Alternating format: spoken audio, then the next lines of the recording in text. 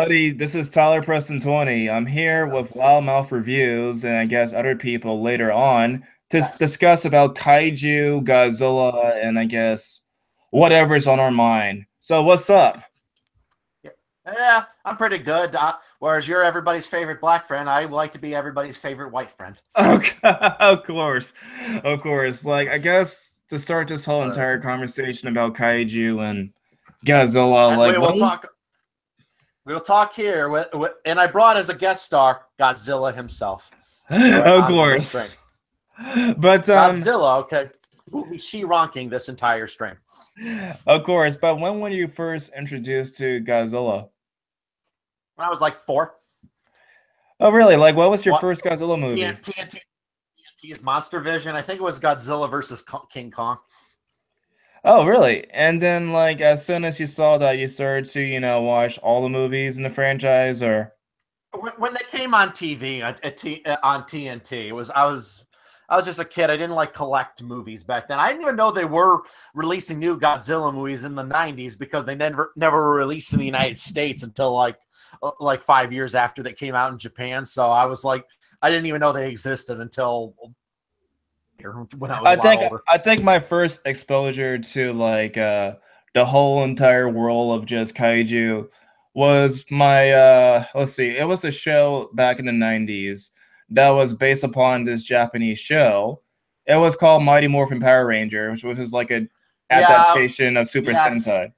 So Yes. I basically did like Mighty Morphin Power Rangers. I watched that all the time. Yes, as a yeah, kid. basically my first ever kind of exposure to this whole entire genre was Power Rangers, and I didn't know at the time it was Japanese until I just watched it. I guess later on again and just research about it. And then as I guess my first ever Godzilla movie I saw was the 1998 remake when I was a kid. I like that one as a kid, but the thing is, if it doesn't breathe atomic fire, it's not Godzilla. Exactly. Like when I watched that movie again later on, like when I just rewatched it, it was just so horrible because like it was not true to the franchise, not at all. Uh, as an adaptation of Godzilla, it's dog shit. But as a cheeseball monster movie, it's all right. Exactly. Like it was just like you look at it as a Godzilla movie, it's just awful. But like It's a, it but was as a just just call it something else. If it had a different title, it would be all right. okay. But my first Japanese Godzilla movie was Godzilla versus Mechagodzilla in 2004. And I believe it was through my father. I saw the movie through a rental at Blockbuster, and I just started watching Which the franchise. which version of Godzilla versus? There's actually Yeah, three no, it was Godzilla like versus three versions of Mechagodzillas. it. It was the one in 1974. The 74, the first one, Yes. which is probably the best of them. It's cheesy, but actually that one, that's definitely the best Godzilla movie from the 70s. Most of them kind of suck. That one, I won't say it's that good, but it's okay. Yeah, as soon as I saw Godzilla versus Mechagodzilla, then I started watching Final Wars and then Godzilla versus Gigan. Did you I, watch my review of Final Wars? oh, yes, I have. I watched the whole entire thing. It was funny.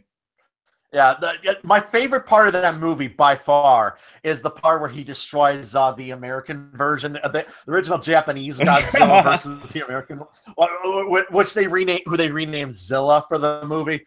It just Zilla. All right, and he destroys him in 25 seconds, and then the alien sends him says, "I knew that tuna-eating monster was useless." Yeah, it was worth the whole That was entire funny. movie just for that That one was scene. funny. That was funny as fuck. All right. That is just I don't know. The movie's basically completely batshit. I mean, it's kind of a so bad it's good kind of movie. It's like it's so fucking insanely cheesy that it's kind of amusing. Yeah, it's kind of like so much stuff. There's like the whole entire Matrix stuff that's going on. There's the whole alien taking over like the planet stuff going on, and all these fights with the Yes. humans and the monster fights. Like a lot of stuff were just going on in that movie. It's like it was Godzilla on crack. It just throws in tons of shit. And none of it really is done all that well just because it just decided to throw in as much shit as it possibly could. Yeah, It's it was definitely just quantity over quality. there was like this one scene in the movie where there was like a pimp, a pimp, and like the cop, and like the Toho version. Toho's version of New York City. That's what Toho thinks New York City is like. Yes, that's how. But I think the first time I saw the cop says 5 minutes, 5 seconds doesn't matter because I'm gonna bust you up. And the pimp's like, oh, I'm gonna kill this fool. Like, this is ridiculous. Right, like as far as the first time I watched the first Godzilla movie, I think it was 2006 when it was first released onto DVD. Because I heard prior to watching that movie back in 2006 that the American version was out there. Like, you had to import it prior to it being released. Version of the original movie. Yeah, it was a Japanese one. Surprisingly, it's a really good and really serious movie, which is surprising because most of like the later installments, movies like Final Wars or Godzilla versus Mechagodzilla or shit like that, these are just kind of cornball, cheesy, almost kids movies. But the original is like a dark, serious movie. Oh yeah, it was like really serious too. Like, when you compare like the Japanese version to the American version of that movie, it's like totally different tones. Well, I mean, the American version didn't like completely like bastardize it. It still had somewhat a serious tone, but it kind of removed some of the more deeper subtext. Like, probably the darkest scene in that movie is not in the American version. A scene where basically this mom hugs her children while Godzilla's burning the city, and she grimly says to them, "We'll be with father soon." And then Godzilla scorches the entire family. All right, like their father is dead and we're going to meet him in heaven. And then Godzilla, right. Like, this is so not the Godzilla that kids are cheering in the ones from the late 60s, you know? This is basically what Godzilla was in the original movie. He was a living nuclear bomb. He was a metaphor for nuclear holocaust. It makes nuclear weapons literally a monster that scorches everything in its path. Yeah, not to mention the whole entire tragedy of what was the guy's name, Dr. Serizawa. Basically, like, there was like this love triangle in the movie, and Dr. Serizawa had some sort of connection to Emiko, the woman of the movie. Yeah. And then he decided to create something that was called the Oxygen Destroyer. And then she went to the basement and saw what happened to the fish tank. And that's like the saddest part of the movie. The fact that he decided to sacrifice his whole entire life to save the planet is just really grim. Well, yeah, it's a classic hero archetype. The hero sacrifices himself to save the world from the monster. You know, I mean, there's always a kind of and particularly in Japanese culture, that's actually a very classic archetype. But it's kind of is in all cultures, but in Japanese culture in particular, it's very strong.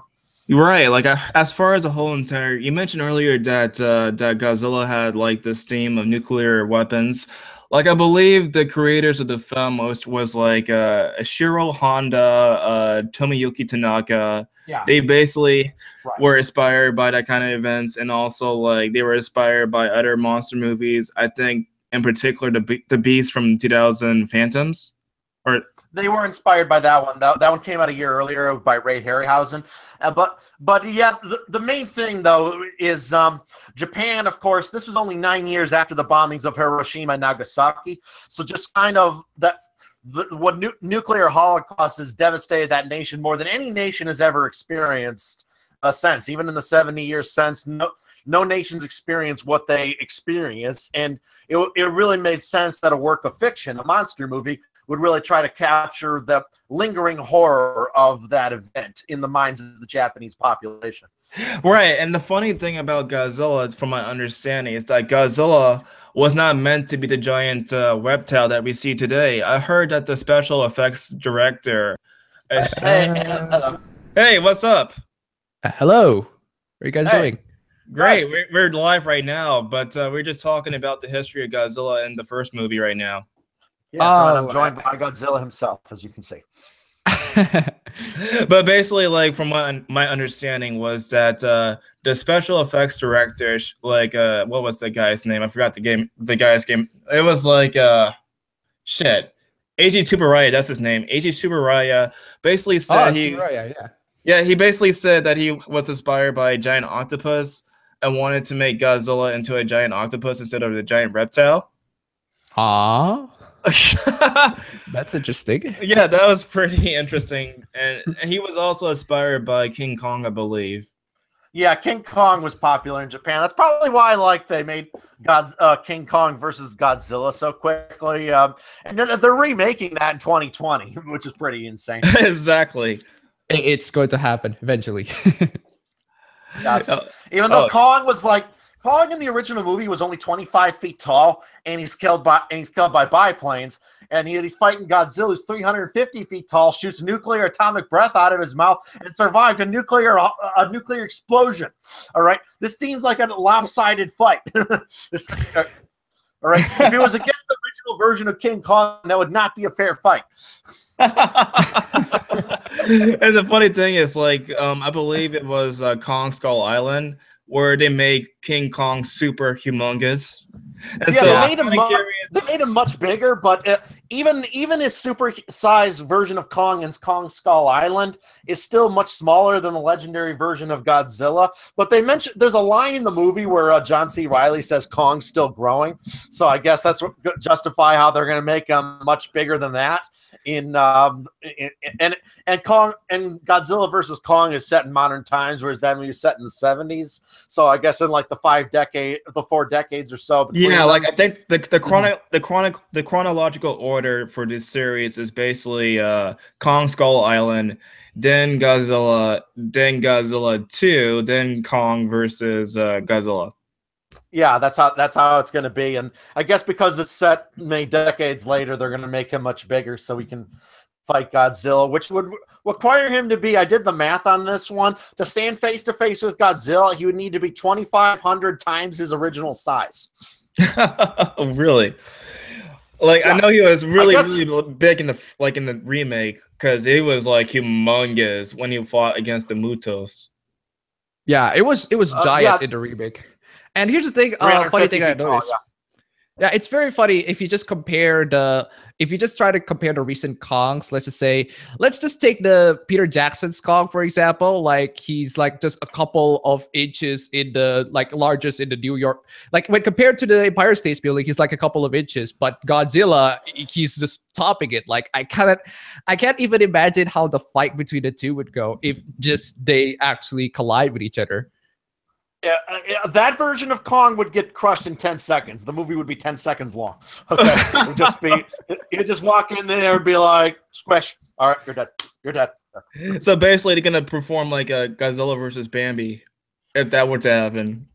If you guys remember the game Shadow of Colossus, if imagine this Kong is the guy on the horse and Godzilla is like the giant. It just. Oh yeah. Yeah, but. By the way, have you guys seen Shin Godzilla? Yes, I did, and I haven't actually. It hasn't been released here, which is so stupid. I don't know how. Where do you live? I'm in Indonesia. It's far away, so I don't know. I don't know why it's not released here. Yeah, I know for a fact that Shin Godzilla was released here. It was released in Canada. It was released in the UK, France, Germany, Spain. Like, it was released everywhere, but not Indonesia. Yeah, I don't know. It was delayed probably, or maybe I missed it. I don't know. But by the time everybody was talking about it in the America, and I just checked out, it hasn't been released yet. It's coming soon. But it took like 2 months, like 3 months, and it still hasn't been released yet, which I find that very weird. I don't know. Yeah, you could just import like the DVD or Blu-ray that's here.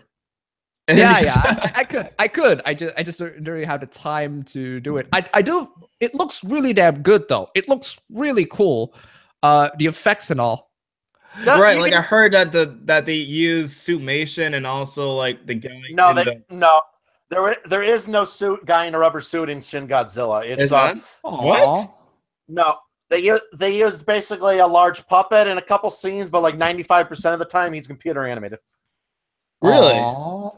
Wow. That's a shame. It looked like a suit when I watched it though. It was designed but it was computer animated. To the CGI.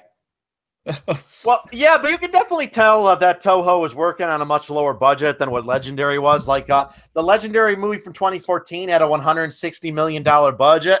Shin Godzilla was made for $15 million. So, and you can, and it kind of, you could see the effects looking kind of cheap at times because of that. But right, and that's expected though. Yeah, but the funny thing about this movie, like when I watched it, I believe the directors of the movie were the same ones that were behind the giant robot show Evangelion. Yeah, well, it was a guy named Anno, yes. Yeah, and it was also the same composer too. What I was stunned about that movie was it was kind of funny when I reviewed Godzilla Final Wars. I complained that it shoves weird shit at the audience without explaining anything. Well, it looks like the filmmakers watched my review and took that criticism to heart a little too much, because Shin Godzilla fucking explains everything. How Godzilla's body temperature works. It explains it. How he develops. It explains it. Like a lot of the movies, just them spouting off all this jargon about how he works, and you feel like you almost need to take notes on it all. Jeez. I gotta give him credit though. They try so hard to put in so much detail on the thing. Oh, there's a lot of detail. The movie's insane on its level of detail, and it's kind of hard because I don't speak Japanese, and I watched the film subtitled, and I was just having to read all this shit that it kept throwing at the screen. All right. Oh yeah, like I know that almost every character like had like some sort of Japanese text for the name of the character and the devices that they use. The same kind of style for Evangelion. I didn't really notice that. I just now noticed that apparently Hideaki Anno was the one directing this. That's interesting. I will definitely watch this because I didn't like Evangelion, so I will watch this. Okay. What was your first exposure to Godzilla? My first exposure. It was the 1998 movie. Oh, same here. I just said that. But Toho says that one's not Godzilla. That one's Zilla now. They renamed that. That is Zilla. That is not Godzilla. Even I thought that was a crap movie. I watched it when I was a kid. That was, oh my god, that was a crap movie. Do you know? But I do have seen the Heisen era Godzillas. I forgot which one is it, because I think it was Godzilla 2000. They aired it a couple of times here, but I only barely watched it. Also, Godzilla versus Mechagodzilla. I also watched it, but again, it was barely. I was barely watching it at times because I wasn't really interested in Godzilla in terms of kaiju stuff. I was more interested with Ultraman. That was the one that I'm more interested in. Oh man, like I remember being exposed to Ultraman. I believe it was the mid 2000s when I first got exposed to Ultraman. Mm-hmm. It was the first Ultraman show, the one that was made in 1966. Mm-hmm. And then I think I saw the Ultra 7 that was made in 1967, and then I saw Ultra Q, which was like a prequel to Ultraman. Oh, I didn't know that. I know the lineups of the Ultraman. I know the original Ultraman. I know 7, and then you got Ace, you got Taro, you got Q. But those are the Heisen era Ultraman. I don't really got familiar with it. I'm more familiar with the Showa era. Tiga, Dyna, Gaia, Cosmos, and then Nexus, and then the rest. Those are my source of Ultraman. I know that there was just one episode where it was clearly was Godzilla, but they had like some sort of thing around his neck when he was fighting against Ultraman. Yeah. It's there. They clearly have a lot of I think they call it the term XPs. Basically, just sort of a ripoff of basically things that are already existing. A lot of Ultraman does this. Monsters that already existed, already just sort of IP. They decided to modify it a little bit so that it kind of looks like it, so that to not get away with copyright and everything like that. But sometimes they do fight licensed monsters. But I forgot. I think they do fight Mothra, but I forgot which Ultraman was it. Hey, Red nice Robots. to see it, though. Hello. Hello, I'm an idiot. Of course. We were just talking about like how you were exposed to Godzilla and Kaiju. When were you first exposed to that? Back when I was a kid, they had the local Fox 23, and of course, as a result of being, this is 30 years ago, being a local channel without a lot of budget, they bought a ton of old kaiju movies and old kung fu movies. So that was my first exposure. Saturday afternoons, after the, basically for the shut-ins like myself, they just ran a marathon of giant rubber monsters and kung fu fighting. It was absolutely fantastic. And Final Wars decided to combine them together. A little bit, yeah. Yeah. What? There's a joke in what is it? In Giant Monster one from 2001, a Toho Godzilla movie from 2001, Godzilla, Mothra, King Ghidorah, Giant Monsters All Out Attack. There's actually a line when they say it's been 50 years since Godzilla attacked Japan, but the threat hasn't gone away. A few years ago, a Godzilla-like creature attacked New York City. They're like, they say, wasn't that monster that attacked New York Godzilla? That's what the Americans claimed, but our guys. That was pretty good. I don't know about you, it's in the movie. It really is in the movie. The nickname for that particular Godzilla that circulated here in my local was Gino. Godzilla in name only. No, well, Toho's officially renamed that monster Zilla. Okay, that's what they. He will always be Gino to me. I don't know which movie it is. They actually featured the original 1998 Godzilla, and the original was like CGI, and the rubber suit Godzilla just beat it in like a punch. I don't know. It was Final Wars. Final Wars. That was interesting. Yes, and the alien that sends him there, he says he's after the real Godzilla kills him. He says, "I knew that tuna-eating monster was useless." Yeah. Honest trailers, even when they did the one for the 1998 Godzilla, they said a movie that was considered so terrible, the Japanese felt the need to distance themselves from it, and they showed that joke from they showed first that joke from Giant Monsters All Out Attack about the New York attack, and then have the real Godzilla kick its ass. But hey, Red Robot, have you seen Shin Godzilla? I have not. From what I've seen of it, I'm like kind of wincing with one eye, going, "Oh God!" I thought it was the best Toho Godzilla movie since Destroya. Okay, I thought it was it was genuinely a pretty good movie.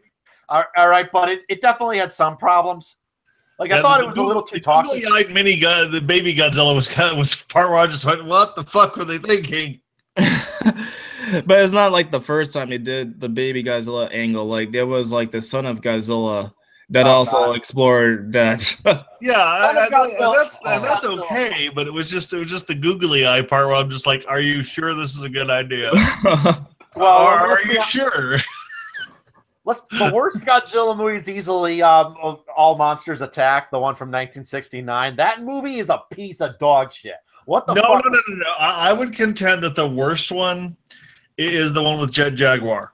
Although as a kid and in my nostalgia heart, I love that movie. But it was a Power Rangers movie.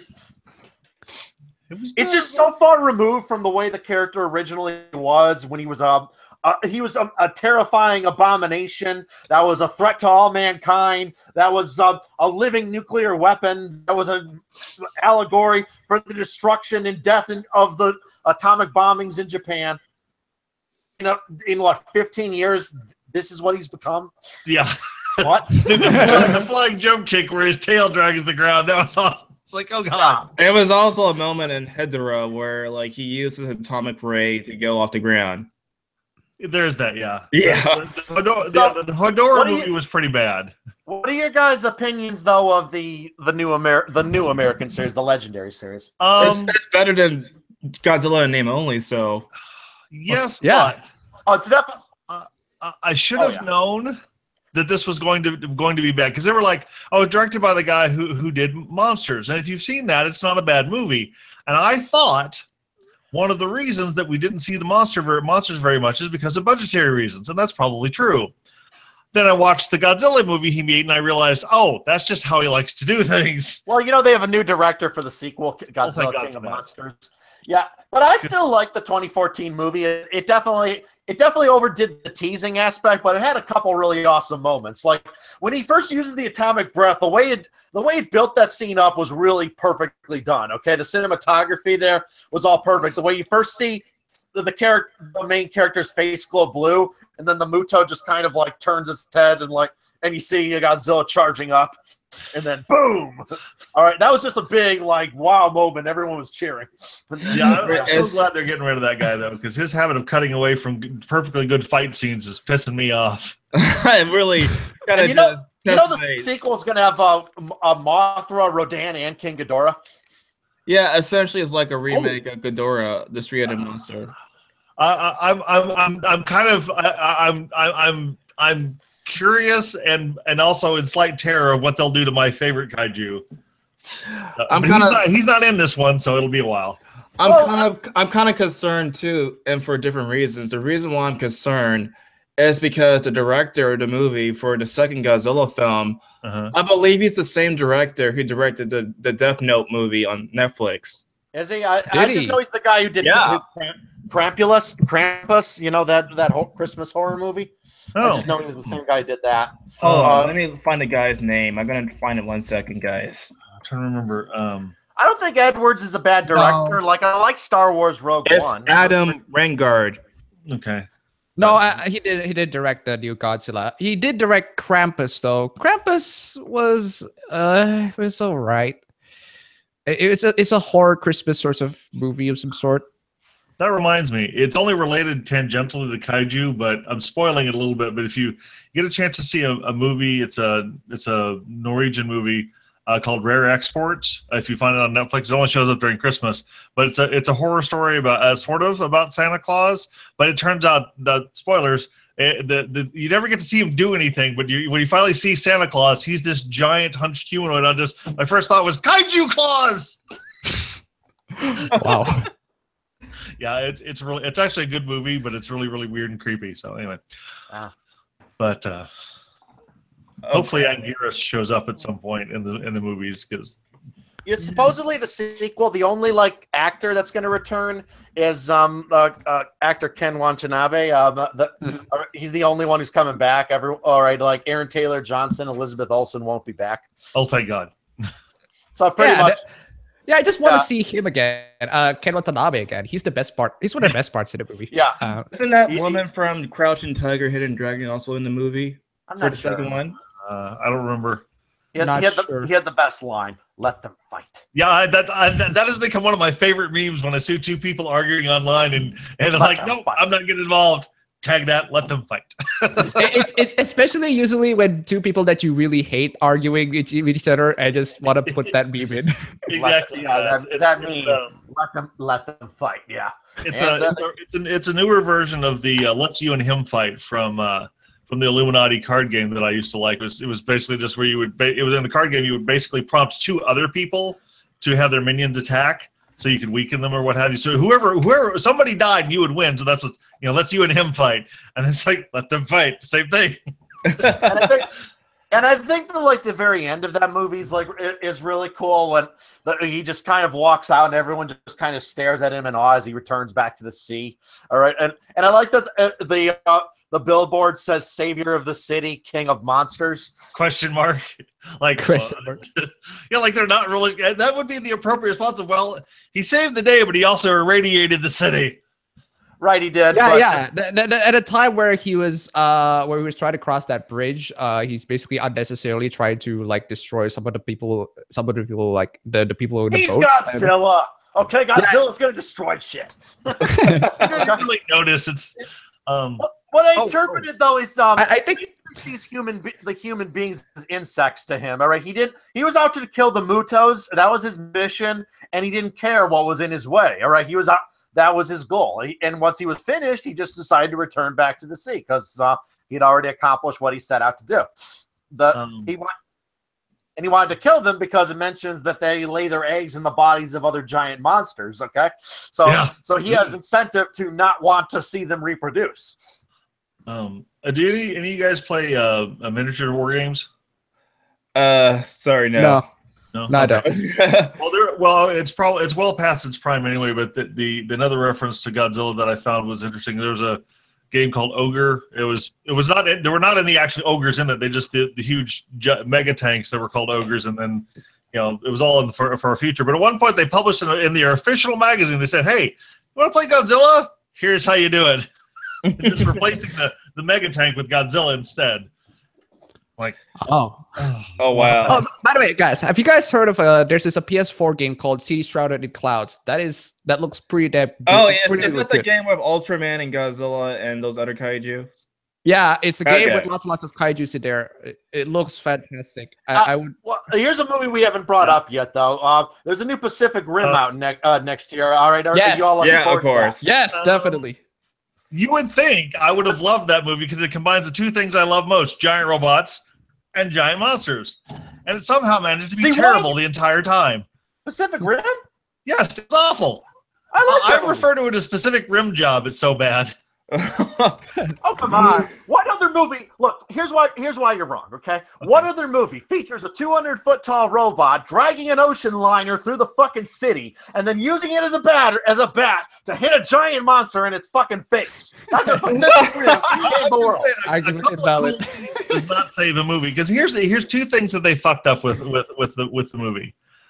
Because of the way they did the piloting, the whole synchronization thing, that wasted a large part of the movie where we could have done something else more important. Because remember, we get these other cool pilots and teams, and when they die, you don't really care because we never had a chance to get to know them because they had to waste screen time with the pairing of the two new pilot team. And the other place they fucked up, because they could have still done the team thing and a little bit of bonding. Yeah, he was the kind of one was like the EWAC pilot on, like they would have done if they'd have done it like you do a modern EWAC jet where you have a pilot and an operator. That would have made sense. But the other thing they fucked up is the giant monsters. We needed one main one that kept coming back, so we had an identifiable villain. No, we didn't. Yeah, what can you imagine if throughout there was one who had never been quite defeated, driven off a couple of times, but never really defeated, and he shows up a couple of times throughout the movie. He's the kaiju who destroyed the mecha in the first place. He's the kaiju who gets, with one of the others gets defeated. Then at the very end, you think he's dead. He comes back like one arm, reaching down as the Gypsy Danger explodes. That would have been great. I don't think so. So basically, tease for a new monster in the sequel. Well, since they go through monsters like Pop Candy in Pacific Rim, who cares? They never name. We have to name them. They don't. That's what I mean. Yeah, there's no character to the bad guy kaiju. Come to think of it, I think there's a lot of part of the Pacific Rim is the fact that the monsters are the kaijus. Actually, they are literally named the kaijus. They're hard to beat. Like a lot of the factors in there are very difficult to destroy. And in fact, one of the parts in the movie is when they literally have to go underwater to destroy their nest, which begs the question, like, what else are they going to fight in the second one? Like literally alien invasion from space or something? I don't know. Who knows? They'll come up with something. Well, I would imagine that the enemy that we're sending the kaiju through in the first place, they'll want revenge. Yeah. And so we're opening up a seam somewhere else. So, like, say we have them fighting in the Arctic instead of underwater, because the underwater fights weren't that entertaining. I thought because it made the fight go in slow-mo. Movie looks. I got 3D TV, and Pacific Rim looks bitching on that thing. Oh my God! Don't get me wrong. Visually, it's a treat. It's like a souffle. All flavor, no substance. Well, it's giant monster movies. I mean, substance is kind of few and far between on them. Let's be honest. Like the original Godzilla substance. Like, yeah, but all-out monster attack versus destroy all monsters. Come on, substance matters. Yeah, I mean, caring about the characters in all-out monster attack. You can give a shit about anybody in destroy all monsters. Well, all monsters attack is preschool bullshit. It's a shitty. It's a piece of dog crap. I know that's part of the reason it's a piece of dog crap is because nobody care. You don't really have any investment in what's going on. Well, because you just miserably used stock footage from earlier movies. Two, the plot was fucking retarded. It was all this kid's dream, and the minute talked, and oh god, that was it was terrible. I'm not gonna lie, but that's part of the reason why it was awful. Have you guys watched any other kaiju movies outside of Godzilla? Like, have you guys seen the Gamera. other stuff from Toho? Yeah, I've seen some. I actually What have about I don't know. Straight up admit some of it's bootleg because there's no other way to get it. But But have you guys seen stuff like, I don't know, The War of the Gargantuas? Or yes. Gamera. Yeah. Oh, Frankenstein rules the world. I set it up for a bad movie night with some friends. We were getting really drunk, and we were just sitting there going, "This is actually pretty good." I mean, for its time. I mean, we were expecting trash, and it was like it actually has a plot. Holy shit! Right. And it was also, let's see, Frankenstein Conquers the World. It was also, Rodan, and there was Mothra. I believe it was like 1961 when it was made. Yeah, there are some more recent Mothra movies that are pretty good too. Like the ones that was made in the 90s or something? Gamera. Gamera. Why is everyone forgetting Gamera? Yeah, he is full of turtle meat. The only way I can watch the Gamera movies is through Mystery Science Theater. The older ones, the older ones are trash. The older ones are trash. The original 8 are trash, but the '90s reboot, that trilogy, are actually yeah, those are pretty good. They're actually good. They're much better. In fact, they're much better than most of the Godzilla movies. Those three Gamera, those three Gamera movies are probably better than at least like the third one's kind of. I thought the third one was good, but yeah, I mean it's not terrible. I mean, you know, again. And they were made on even lower budgets than the Godzilla movies, and yet Yet they're actually better in some ways. Well, see, sometimes the substance of the story matters. Like the one with the glowing, I forget the fucking name of it, the Iris, Gamera versus Iris. That one had a plot. You had a character to care about. Yeah, they completely trashed that in the third one, where it's like it's a sort of some weird revenge plot, and the characters were just revenge plot. Yeah, but just comical. It was just really bad. It kind of makes sense, though, that she would want revenge on Gamera because these monsters. It was the motivation was good. The execution was awful. Because it's clear that Gamera's exploits in the previous 2 movies would have left a body count. Oh yeah, good God, hell yeah! Oh my God. Oh yeah, like there was just so much bad moments in the original ones. Like, oh my God, it was like this part. I believe it was, what was it? I forgot these names of these movies. It was Gamera versus Giron, where there was like Gamera just going to this, what was it, some sort of thing, and just spinning in a circle, and then jumping off and just just putting his hands up in the air. Like I said, the original movies, I highly recommend. You ever watch Brendan Todd's Cult Movie Reviews? He did like all the original 8 Gamera movies, and all those reviews are very entertaining. And it was also really bloody too. Like it was supposed to be aimed for kids, but it was just all gory. Let's see. That sounds interesting. Yeah, like they just had the monsters just bleeding as soon as like Gamera get cut, or like if a monster just gets split into half. Like there was this scene where I believe the giant monster had a giant knife head and just split Giles into like meat. Yeah, giant knife head. That, oh, good God. What does everybody think of Cloverfield? It was pretty good. I'm not a fan. Okay. The shaky cam drove me nuts. I liked it, but it has it's. I'm not sure about rewatching. It doesn't hold up to a lot of reviews. Reviewing. The shaky cam drove me nuts. I couldn't watch it. It made me feel sick. It was that's definitely love it or hate it on that one. Honestly, I think these found footage movies, the vast majority of them are garbage. I think it was actually what was that movie called? It was yes, it was Cannibal Holocaust that started the whole entire genre. No, it was Blair Witch Project. Yeah, really? Yeah, Blair Witch Project. I think was first. Popularized it early. I have an. All right. The marketing of Blair Witch Project was brilliant because they like at a website saying that the cast was missing and presumed dead, saying that it was real found footage of something that really happened.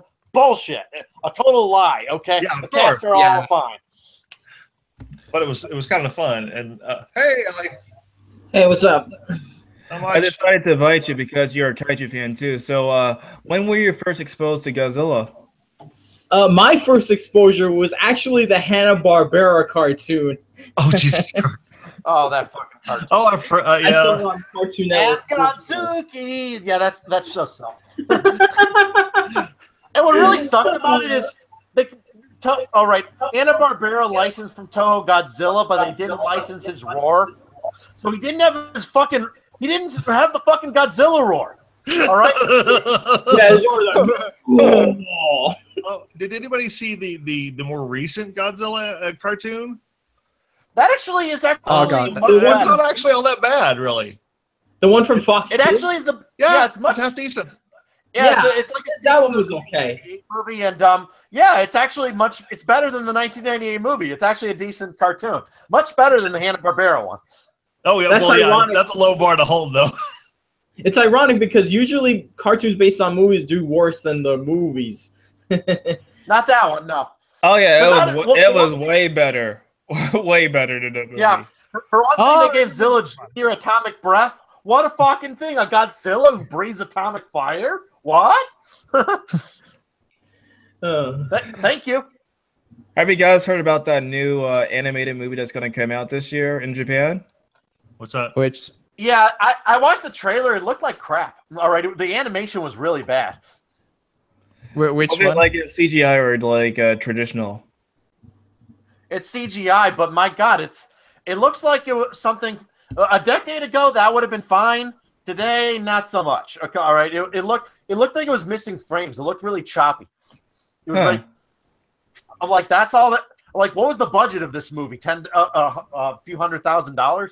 Yeah, but like the thing about the previews is that they don't really, kind of represent the final product because they might still work on the CGI to make it better. I mean, at least I hope so, because like from what you're describing, it sounds pretty awful. But what's your guys' favorite Godzilla movies? The top 5. One of Final War is definitely high on that list. Oh come on, Final War is one of the worst. Well, the entertainment value is hard to deny, though. If you're just looking for popcorn entertainment, it's a great movie. Oh yeah. I guess. Did anyone besides Tyler watch my review of Godzilla Final Wars? It's one of my Loudmouth reviews. I haven't seen it. You guys all should subscribe to me and watch it. Yeah. Yeah, my Mechagodzilla is another one, classic one, and the original Godzilla versus Mechagodzilla. Okay, that's 3. Oh God. I just saw the Godzilla Planet of the Monsters trailer. Yeah, I can see what you're talking about. That is 3D CGI and anime. That is just experimental, and nobody, not one person who has tried it has ever actually made it good. Especially you, Berserk. Especially you. I'll give my top 5. Number 5, Godzilla versus Biollante. All right. Number 4, Godzilla versus King Ghidorah, the 1991 movie. Number 3, Godzilla versus. All right. Number 3, Return of Godzilla. Number 2, the recent the 2014 American one, and the number 1, the original. Okay, my list is Godzilla, Ghidorah, the three-headed monster, Monster versus Godzilla. Another one is Mechagodzilla. Oh, guys, like a lot of them are the older movies, and my final one is perhaps Destroy a Monster. Destroy is a kind of an underrated one too. The one from 1995. Like number 5 is, well, in no particular order, although except for the last one. I really liked Godzilla versus Destroyer. The Godzilla versus Mechagodzilla.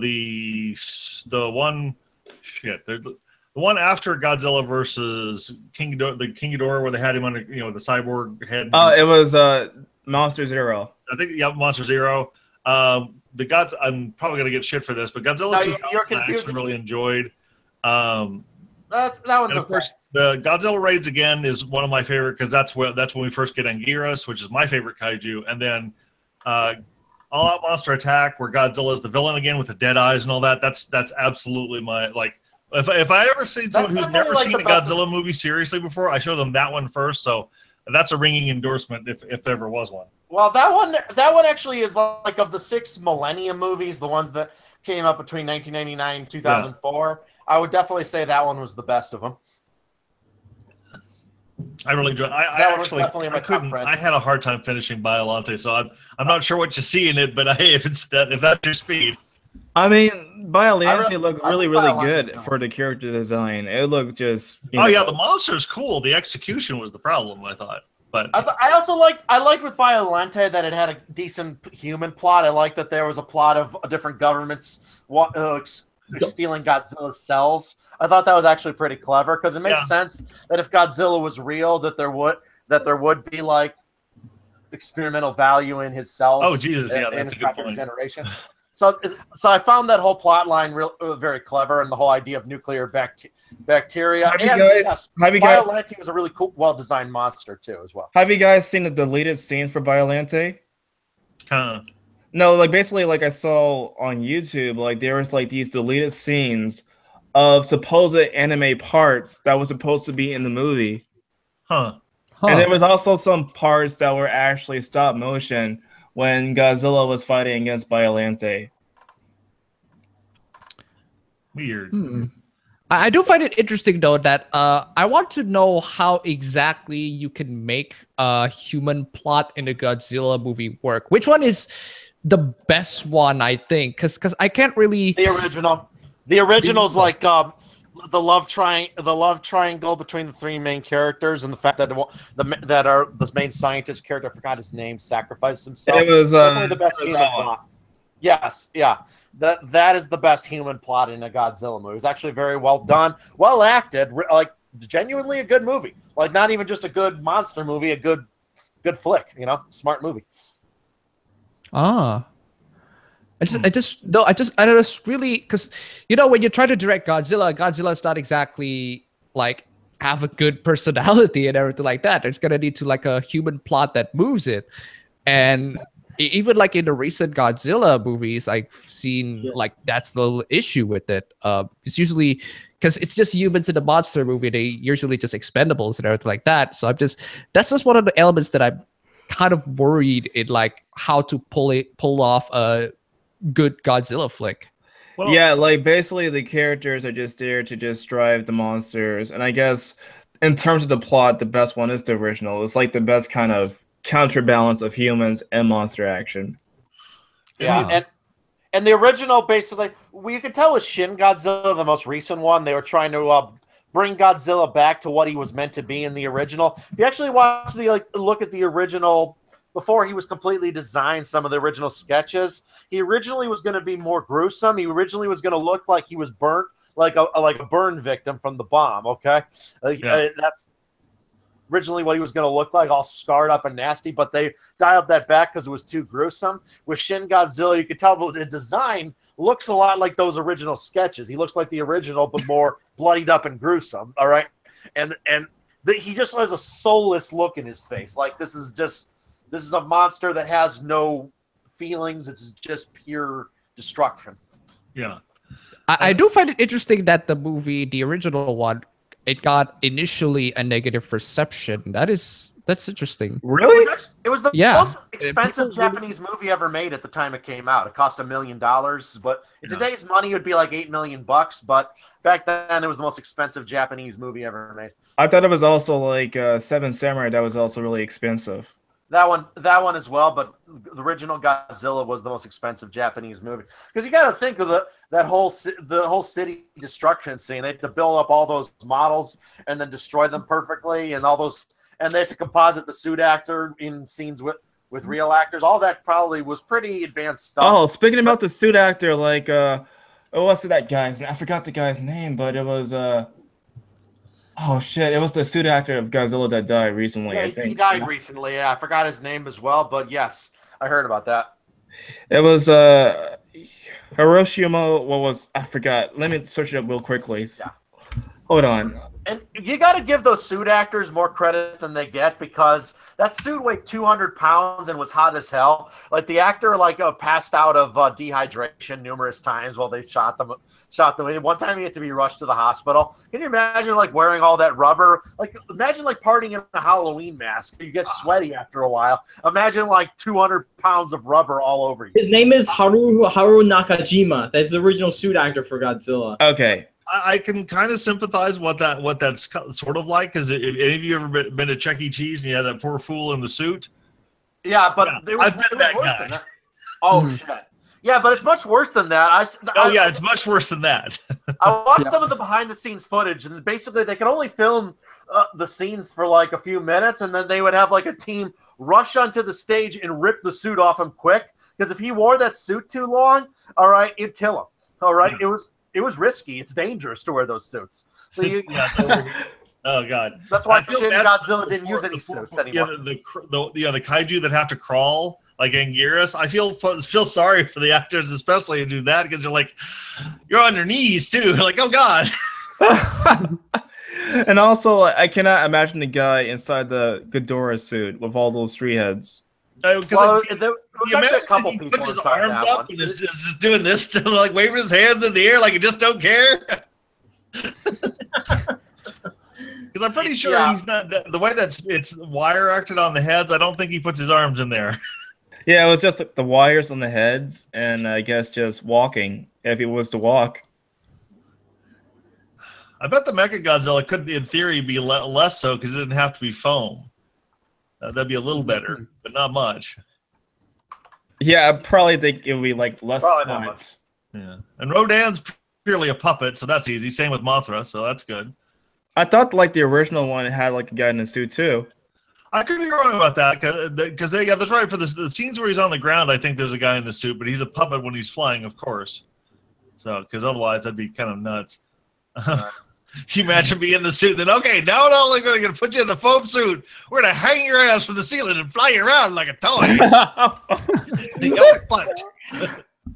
That's kind of funny, because not only was the original Godzilla really serious, but the Rodan movie was also really serious, if you guys watched that. You know, the funniest line in that movie is actually, I don't know if this was a mistranslation, but at the end when the 2 Rodan characters die, the main character looks at them and says, watching the 2 Rodans die is heartbreaking. I wonder if someday I'll have a chance to die as well. And I'm like, give it a few decades, buddy. It'll happen eventually. Well, I think in the as well, I mean as in the quality of death, dying well. Yes, but I'm sure it'll happen eventually. If you read it straight, you're like, wait, what? Yeah. I know that the You're gonna die, buddy. That's inevitable. Yeah, I know that the Japanese version basically had like the 2 Rodans just going to the volcano, but there was like no narration at all. Yeah. Whereas like the American version, I believe it was George Takei that was actually doing the narration for the American version. Was that George Takei? Yeah. I don't know if he was like the dubbing actor for Rodan and also Godzilla Raised Again. I don't know if they're still putting them out, but if I have managed to find like the first 3 Godzilla movies with the collector's edition dual pack that has both the American version and the original version. I got the Crichton version of the original movie, which is there's both a Criterion version of these movies. Well, of yeah, course it is. There is a Criterion version of the just of the original, and it has both the original cut, Japanese cut, and the American cut are both on one Blu-ray disc. Yeah, those are nice. Crichton did a good restoration. Definitely looked a lot better than the movie ever looked that I've ever seen. Yeah, like before. the cool thing about the whole entire package for the Criterion edition, like when you start to open up, it's basically like Godzilla's head just pops out. Nice. Yeah. So what did you guys think of King Kong? Not the more recent one, Skull Island, but the original. It was really good. It's a classic. I mean, as a kaiju movie, it's perfect. The effects are phenomenal for 1933. I mean, like it was so far more advanced than anything that had come before it. That's why it blew audiences away. And what's really funny is you can see the hair move on him, and that was actually unintentional. When they moved the puppet, their fingers would have to touch it, and that would move the hairs around. But people would say this movie's. When it came out, the effects are so realistic. You can actually see Kong's hair blowing. All right, even though that was unintentional, it actually made it more realistic. That reminds me. I cannot imagine being the guy just taking his sweet time, just doing every ounce of stop motion, step by step by step. Like, yeah, have you like watched all like Yeah. Ray Harryhausen's work? Like what is it?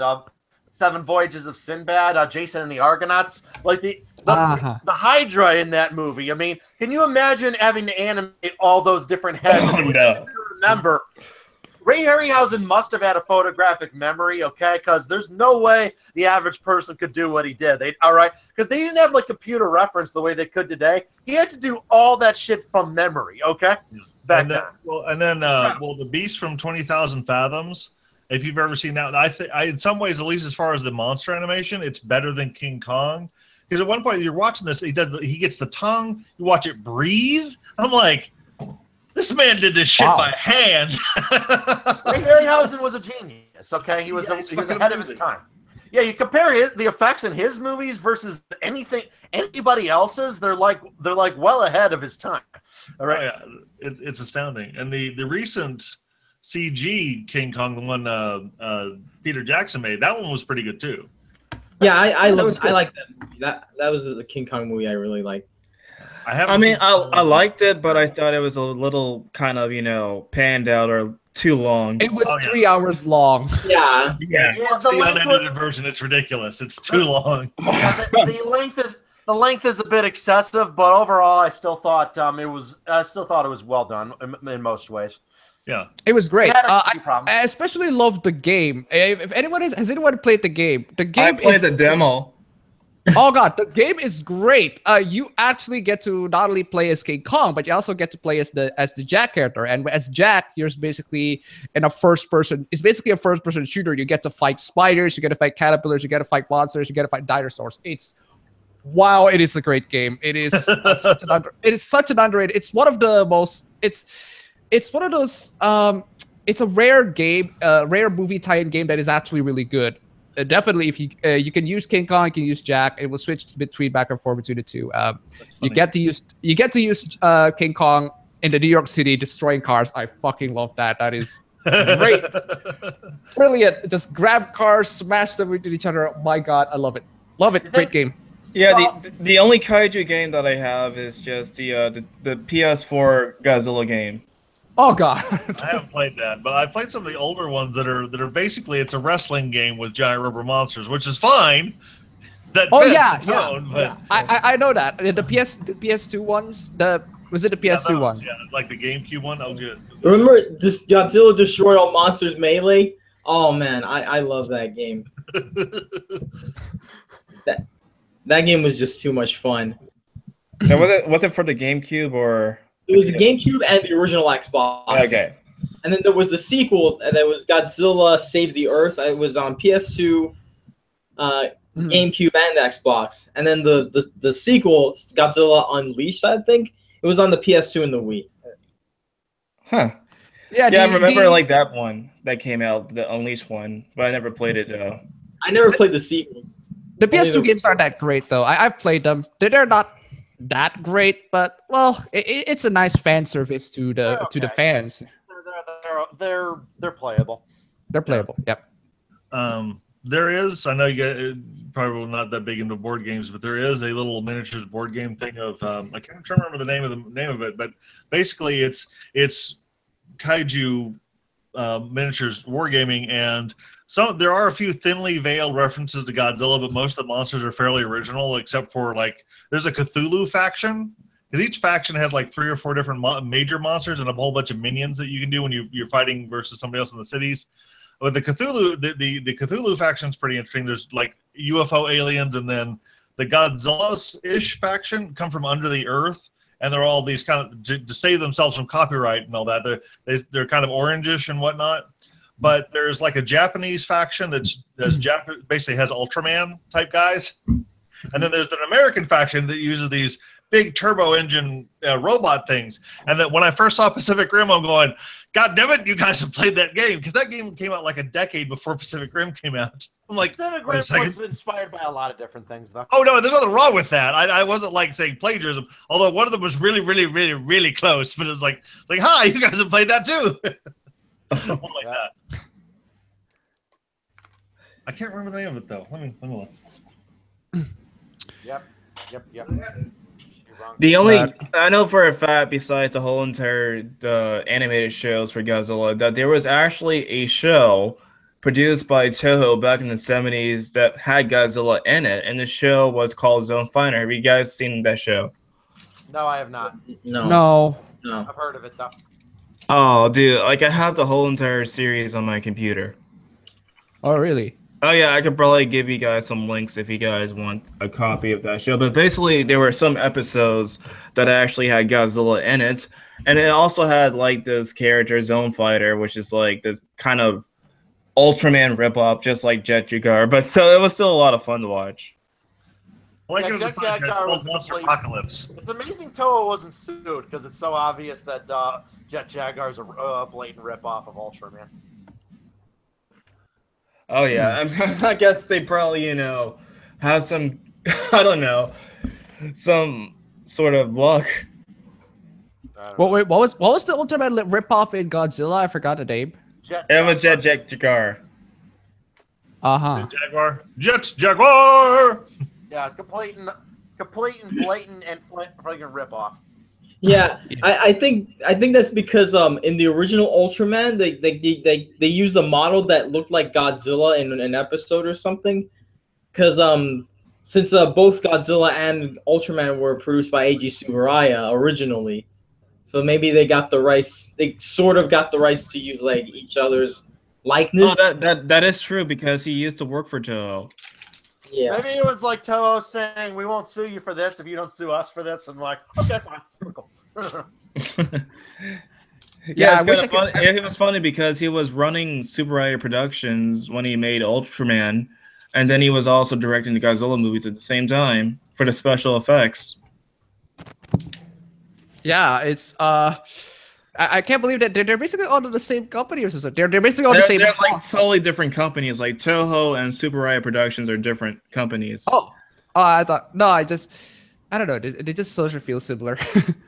That's because like Eiji Tsuburaya, he helped with the original Godzilla movies, and so that's why it probably feels similar. I see. Yeah. So they're kind of like on the same, or maybe on the same apartment, I guess. I'm not sure. I'm not sure because I think they have totally separate locations. No, that was just a metaphor. Okay. But anyway, like, I know there's also like some sort of it was a Godzilla hotel. I forgot. It was, I think, last year. Really? That was in Japan. Wasn't Godzilla nominated as a citizen of Japan? Yeah, it was. He was Japanese ambassador or something. How many fictional characters as citizens? It's hard. Yeah, they also did the exact same thing with Wonder Woman when she was at the UN. Again, Wonder Woman is a fictional character. But weren't SJWs mad at that because of the whole Wonder Woman being in the UN or something? I think they were. SJWs will find a stupid reason to be mad. Because she was like sexualized or something? Yeah. She was. She's Wonder God. Woman.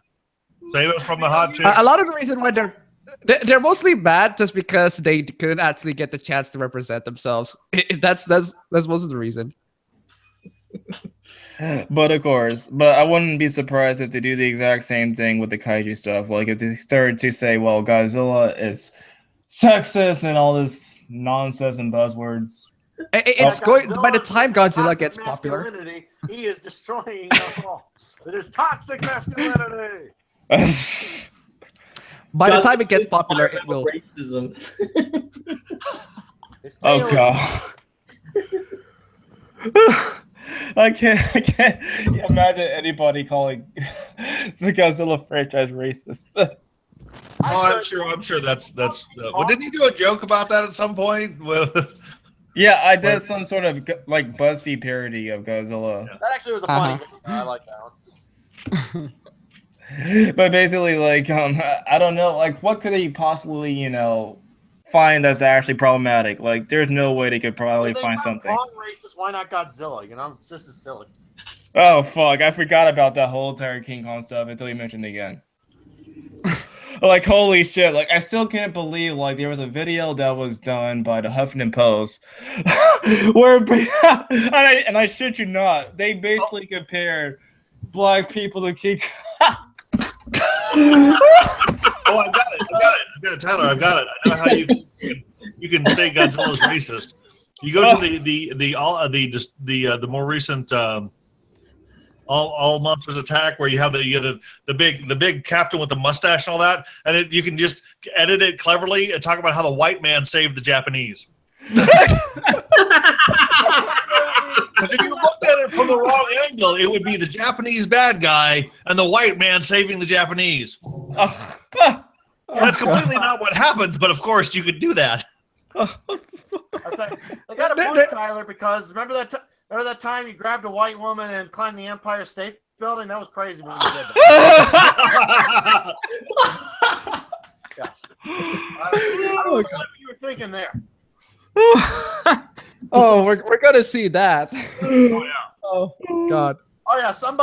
Somebody with way too much time on their hands needs to make that YouTube video. Oh fuck! It probably have to be me. Probably. We're just gonna see. The next one is going to be at 2019, I think. It was in 2019. Oh no. Was I wrong? Yeah. Oh no, that was the other movie. 2019, and then 2020 they have Godzilla versus Kong. Yeah. Well, we can't. We're just gonna need to be prepared for the articles that they're gonna make, and I don't know. They could probably say that the American Godzilla is a product of cultural appropriation. Well, it's not to say that Godzilla's never been racist, but not in the way that we are used to thinking. Because remember, some of the like movies that involved the Mothra and the island people were so comically primitive. Oh fuck! There's some really racist shit going on there, but it's Japanese people being racist to Polynesians. Oh yeah, that's true. Like they actually had to put like the blackface and everything to make. Oh yeah, it's really good. Nothing funnier than a Japanese guy with blackface on. It's fantastic. Oh God, that's going to blow some minds. Oh, They got triggered with brown face. They got triggered with Asian characters putting brown face in their when they try to cosplay as Sombra from Overwatch. They got triggered by that. Of course, they're gonna get triggered by that too. Oh yeah. It's kind of funny because like when Tropic Thunder when they came out, I believe in the mid-2000s, like nobody was complaining about that blackface. Well, maybe because that was in context. I think I don't know. I don't know, because I watched Tropic Thunder. It was all right, and it was done in a context. It was done in some sort of context, and the character ended up ditching the blackface anyway and become an actual Robert Downey Jr. returned to his like white form. Well, it's kind of white form. Wait. Hold on a second. Suddenly, I had this thought of Mum Ra going, "Grant me the form of ultimate evil." Suddenly, he's white.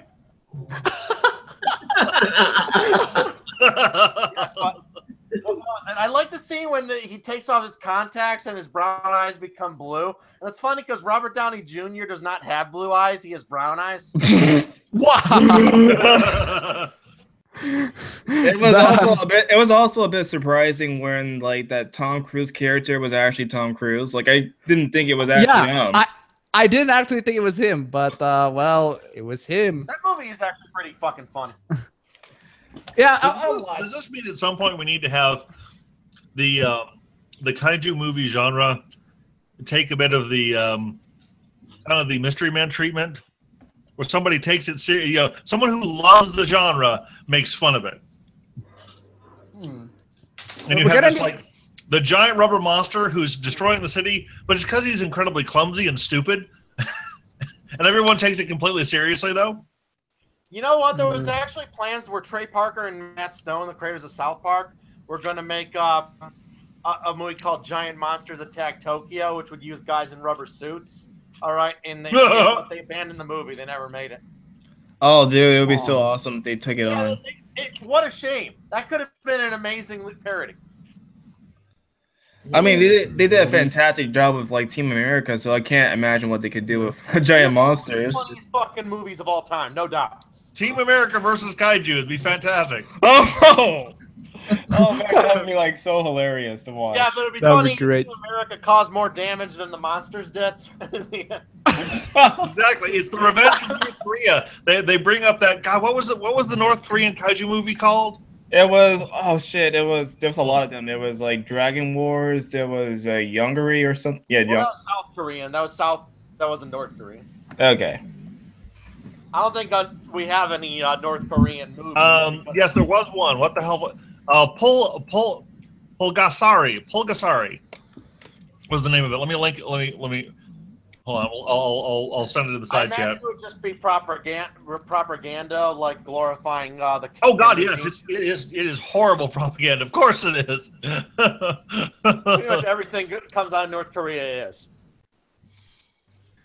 Oh. By the way, I want to share this meme that I found because since we're talking about kaijus. Hold on, I'm gonna share it to everybody so they can see it. Okay. Let's see. I love this scene. I just love this scene. Okay, gonna press the green button, application window, share.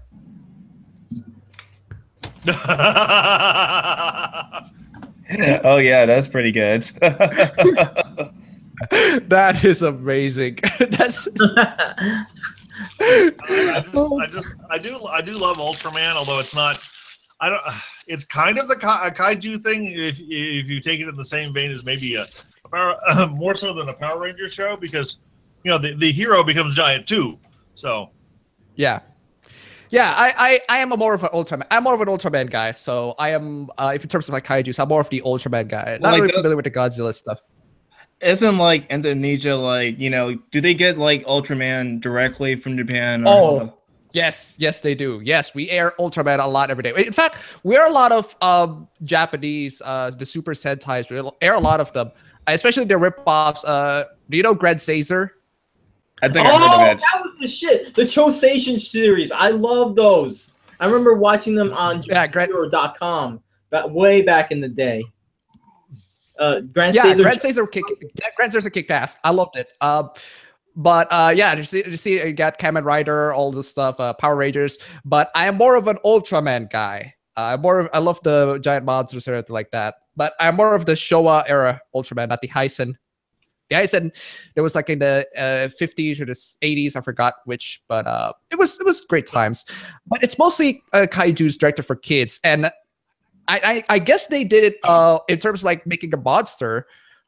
They did it right with Ultraman because you actually get to have characters that you can relate to, people you can actually, not just the monsters and everything like that. Yeah, I guess that's the benefit of just TV shows in general. It's like you can actually just flesh out your characters as much as possible to have them develop compared to like a movie. Yeah. A lot of movies. The benefit or that can be both a benefit or a curse, because if you don't really have enough skill to basically fill out the runtime, it can just have the characters talking about the same shit over and over again, or inventing subplots that go nowhere just to pad out the length. That is one of the things I kind of liked about some of the shaky cam aside, that I kind of liked about Cloverfield was because it took the one of the aspects that usually works for giant river monster movies is you film the people as though they're in a disaster movie. You film the monsters as though they're in a wrestling match. There's a little disconnect in that. In some ways, there's a little disconnect in that. Yeah. Like, are we supposed to like? Go ahead. Are we supposed to like enjoy the view because it's the monsters destroying everything like that? Are we supposed to like enjoy the view, or are we supposed to like sympathize with the characters because they're in despair? Because that little sort of disconnect kind of. That's why it's so difficult for them to get it right. I think. I think the 2014 Godzilla movie really handled that well. That's why I really like the movie. I like that the end scene with the soldiers going through the battle. I like that it's filmed mostly from the human perspective, because it really emphasizes the creature's size when you are just kind of looking up at them battling overhead. Mm-hmm. It was an ant in the middle of a grudge match. It was a little too dark though. That's a lot of my criticism. The 2014, it's a little too dark. A lot of times they. They just dark. It was like literally dark. Yeah, literally dark. Literally dark. I just want to see like when Godzilla, like in the end, in the 2014 movie, when he was like, it was bright as day, and he came out and was, it looks beautiful, it looks gorgeous. But they just decided to film everything at night. Then I realized that the director also directed Monster. Yeah.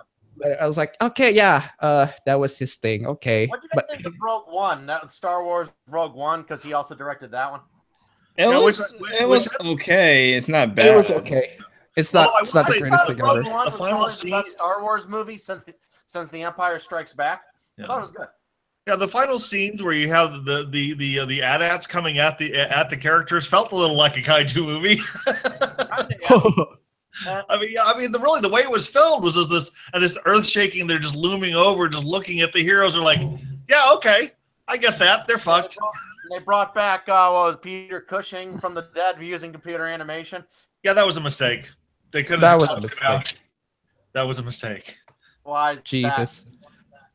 But like they could have had any other character in there. It didn't look good. I would have preferred that they recast him. Yeah, it's a character, it's not Peter Cushing. It's a character. They could have done they would have had an opportunity to recast, get a good older actor to do him. I mean, strike me with this one here. Wouldn't it have been interesting to see Ian McKellen as Grand Moff Tarkin? Yes, he could pull that shit off, and and that would have looked and felt better than the CG Grand Moff Tarkin. I don't know. I mean, Peter Cushing kind of just feels so iconic in that part, and really having someone else's face there really wouldn't have worked. Really, you had to have Peter Cushing's face back, and it was probably the most realistic digital human I've ever seen in a movie. Oh yeah, and also the one in one of the Fast and Furious movies had like the lead actor had a CGI face when he died. That looks pretty convincing too. Yeah, that's because his brother played it. So they'll be able to do computer animation realistic enough that you probably won't be even able to tell in like maybe another 15 years. In the case of Fast and Furious 7, that's because Paul Walker's brother played him. That's why it looks convincing, because there's not a lot of changes need to be made, because his brother actually looks a lot like him too. So, by the way, has anyone seen Gorgo, that British kaiju movie? Oh yeah, I saw that one. No. Oh yeah, it's kind of silly. The problem with the suit is that the head that has these fins, but they aren't reinforced in any way, so they flap constantly. So it's weird that you flap all the time. It's really silly. What do you guys think about Super Sentai and Power Rangers? I'm a avid fan of Super Sentai since 2003, 2004. And as for Power Rangers, I used to love it a lot as a kid. Nowadays, not so much. It's kind of funny because I was introduced to Super Sentai and Kaiju through Power Rangers, and like it was much later on when Shout Factory started to release the Super Sentai stuff that I started to see the originals. I'm more familiar with the Power Rangers stuff, but also the newer Power Rangers. But the better ones in the Power Rangers are the 2000 Air series. The 2010 forward, they're not that excellent, with the exception of what was it called? Power Rangers Primal Fury. I forgot. What was it? I lost count of the whole entire series for the titles. So it's just so many titles. Yeah, I lost count as well. I do remember liking SPD and what's the other? Lightspeed Rescue. I remember liking those, but the rest I just don't really. I mean, the only one I could really care about is just the original Power Ranger. The original. We were little kids when that came out. You know, I was like, yeah. I love the original Saban era of Power Rangers, like Mighty Morphin, Zeo, and Space. Power Rangers. Those were awesome. Now, as for like the Disney era, like Wild Force, Ninja Storm, that era wasn't a too fan. I saw the new movie, the reboot, which was a little more serious. It was okay. Yeah, the reboot. I was actually shocked that the reboot was not that terrible. It's okay. I still need to see the reboot. It's not that terrible. It's okay. It's serviceable. It's kind of like, it's also kind of like my opinion on Ghost in the Shell. Basically, it's okay. It's all right. It's not that great. It felt like one episode, but it's okay. I felt the same way. It was very okay. I don't get why people say like Ghost in the Shell is like a product of whitewashing when clearly in the fucking original movie, like it's quite obvious, like the main character is like a fucking cyborg, and so is capable to be like, you know, in any kind of body besides, you know, that one cyborg in the movie. So my social justice warriors like complaining about your shit. I also here's also an argument that I find very funny. They basically argue some people basically argue that Scarlett Johansson is a bad actress and her acting is basically robotic. But then I say she's playing a robot. Hey, I resent that, but no.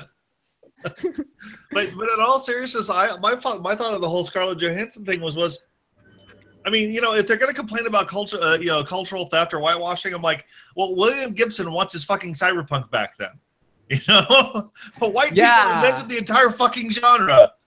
It's fine. Nobody cares. No? Exactly, and the thing about it is that Japanese studios also remade some American stuff as well. Like there was this one movie I remember. It was like a remake of Unforgiven that was made by a Japanese studio. Yeah. And naturally it was full of Japanese people, which nobody cared. Yeah. Which is it's really weird in that respect. Also, not Japanese but Chinese. The Departed, Infernal Affairs. Those are great movies, both of them. And the Infernal Affairs was Chinese, and obviously when they try to take it into America, they're gonna have Americans. Yeah, it's kind of funny. When I was watching The Departed years ago, I didn't think it was actually a remake. It was so convincing. Yeah, I actually thought it was a remake because I watched Infernal Affairs first, and then I realized. Then I watched The Departed. I was like, haven't I heard this plot before? I was like checking. Oh yeah, it was a remake for Infernal Affairs. Like, oh god. Yeah, damn it. and, you know, and what Magnificent Seven, Seven Samurai, you know. Oh really? I did notice that. Yeah, and and the Seven Samurai is off of something else before that, and it's like it's fine. You know, that's actually the fun part, and I guarantee you, if they decided to make, you know, the Japanese decided to remake Star Wars, there'd hardly be a white person in that movie. You know, right. And that's fine. None of us would care. It was also like another movie I remember. It was like that movie that was directed by Kurosawa. It was called Yojimbo. That was remade as an American movie, which was like a fistful of dollars from Clint Eastwood. Oh yeah. Oh, yeah, but that was made in Spain. Example, because it was a major plot point in the anime that the one woman, what's her, Michiku or something, was like the last Asian woman on the planet, because the Titans had devastated Asian countries and everyone else was Caucasian, white, but in the live action adaptation, everyone's Asian. It's funny you mentioned. It's funny you mentioned Titans. What do you guys think about Attack on the Titans? Attack on Titan. I didn't like it. I would have watched Attack on Titan if those had been kaiju and not giant naked people. No, Attack on Titan. I just don't really like it. It has the typical shonen anime problem. You know, the overlong characters. The characters were whiny, and the plot is padding, just to pad everything. Season 2. Dark. That is one of the darkest shows ever. Yeah, it is. It is. I wouldn't call it the darkest in the anime, but I would say it is pretty dark, at least for a mainstream one. But the second season does take an interesting approach to the entire thing. It is only 12 episodes in the second season, but it does take a more horror approach, and in a lot of ways. The second season, I've only seen the first season. Yeah, same here. Like I thought the first season was already horror enough, because the idea of you getting eaten by these giant things is already scary enough to imagine. Yeah. One scene that really shocked me is this one where the Titans are at this guy's window and he loads a shotgun, and his wife's like, "What is that gonna do?" And he blows his own head off with it. I'm like, oh wow, yeah. And that was the other thing that I felt was really, there's this contrived thing where these giant monsters can only be really hurt with edged weapons, so they have to do this hand-to-hand thing. I'm like, okay, It was like I mean, they basically had to use the giant sword things to go to the monsters to kill them. It would make more sense if these things were big scaly monsters that were too armored for that, and you had to hit them in the weak points. You know, their aim wasn't good enough to do it any other way. But Jesus, I still find it confusing though that because the way I forgot I forgot the name of the group, but basically the way how they maneuver to each other, like the Titans would. How fast are the Titans? The Titans are pretty freaking slow. How the hell can they are not able like to catch them and everything like that? They just go to people's backs, just cut their back and their necks off. It doesn't make a whole lot of sense. Yeah, like I would think if they were to see like the people just coming towards them, they would probably just grab them. If they're just so slow. And then it'd be munch, munch, chew, chew, chew, munch, munch, munch. Yeah. Oh God. Holy shit, we've been going on for almost 2 hours now, but I'm going to end the stream right here. But thanks you guys for coming on, and I appreciate it. If you guys want to talk to me after the stream, you're free to do so. And thanks to everybody else for watching the stream. I know it's disoriented and stuff, but what the hell. But take care of you guys. Sorry I was late. Bye.